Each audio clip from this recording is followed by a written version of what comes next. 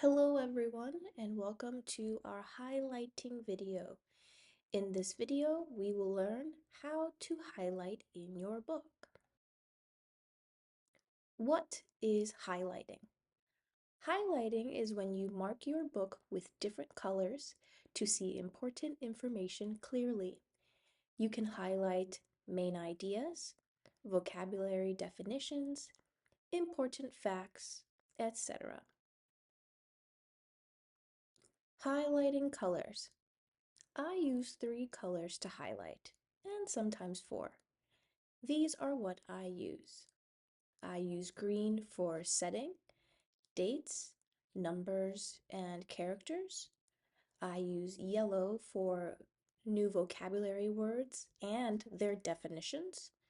And I use blue for main ideas and important story details. It's important to know that not all teachers use the same colors, and you don't have to use these colors either. Make sure to check with your teacher and ask what colors they use.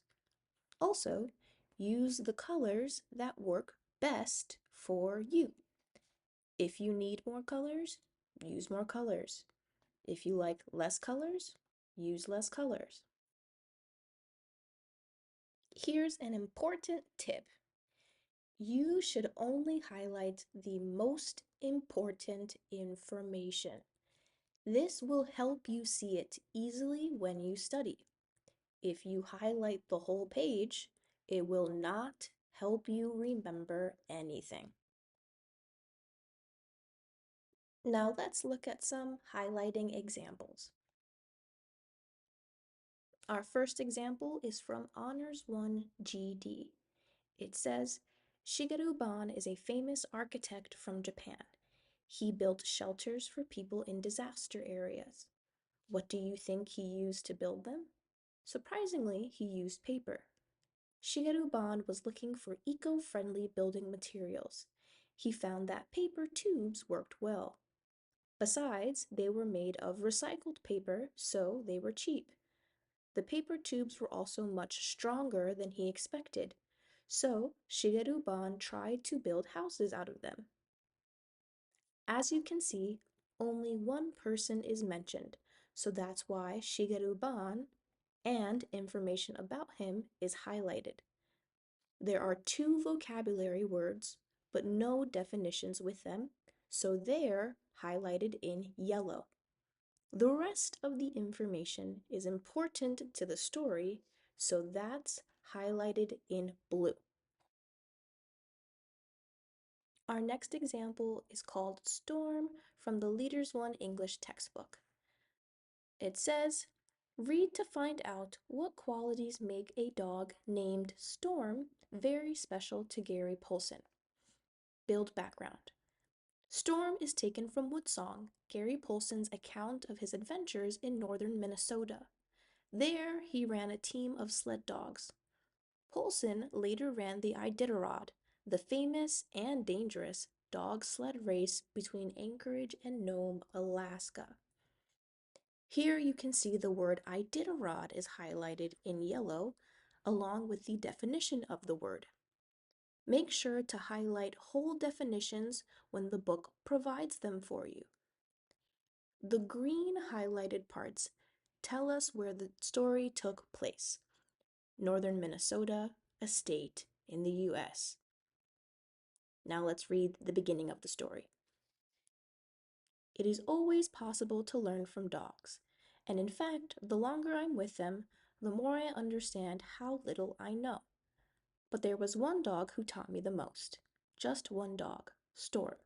First dog. Joy, loyalty, toughness, peacefulness. All of these were part of Storm. Lessons about life and, finally, lessons about death came from him. He had a bear's ears. He was brindle-colored and built like a truck, and his ears were rounded when we got him. The green parts here also tell us who the main character of the story is, a dog named Storm, who had bear's ears, meaning ears similar to bear's ears. And was built like a truck, meaning he was big and strong. Everything else highlighted in blue is information important to the story. The author thinks you can learn from dogs. One dog taught him the most, Storm, and he learned lessons about life and death from Storm. Our last example is from Leaders 3 and F. It says, motion is a change in position. The illustration below shows an athlete at several positions during a long jump. If you were to watch her jump, you would see that she is in motion. Motion is the change of position over time. As she jumps, both her horizontal and vertical positions change. If you missed the motion of the jump, you would still know that motion occurred because of the distance between her starting and ending positions. A change in position is evidence that motion happened. Here you can see that only 3 things are highlighted. These pieces of information are the most important in the paragraph. When reading nonfiction, it's important to find these essential facts and not include a lot of long examples or explanations. Only the most important facts are necessary to understand the reading, so that's what you should focus on highlighting. In our next video, we will learn about annotating. Please watch it to learn how to annotate in your book.